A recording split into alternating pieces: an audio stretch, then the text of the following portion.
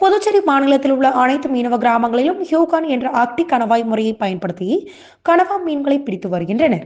அந்த வகையில் புதுச்சேரி பெரிய காலாப்பட்டு பகுதியை சேர்ந்த மீனவரான முகேஷ் இவர் ஹியூகான் என்ற அக்டி கணவாய் முறையை பயன்படுத்தி கனவா மீன்களை பிடித்து வருகிறார்.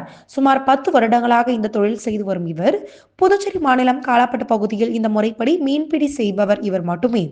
இதற்காக இவர் தற்பொழுது 5 லட்சம் ரூபாய் முதலீடு செய்து புதிய படகு மற்றும் மீன்பிடி உபகரணங்களை வாங்கியுள்ளார்.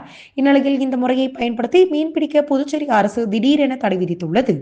இதனால் கடந்த 1 வருடமாக மீன்பிடி தொழில் செய்ய முடியாததால் வருமானமின்றி தவித்து வந்துள்ளார். எனவே வேறு தொழில் தெரியாததால் மீன்பிடிக்க அனுமதி தர வேண்டும் என்றும் அல்லது தான் வாங்கிய மீன்பிடி உபகரணங்களை அரசு எடுத்துக்கொண்டு அதற்கான நிவாரண தொகையை வழங்க வேண்டும் என கோரிக்கை வைத்துள்ளார்.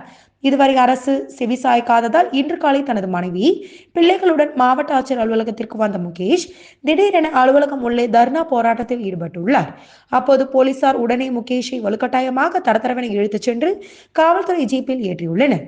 அப்போது உடனிருந்த அவரது மனைவியும் பிள்ளைகளும் அவரை விட்டுவிடுமாறு கதறி அழுது மீட்க முயற்சித்தது கல்நெஞ்சையும் கரை வைத்தது.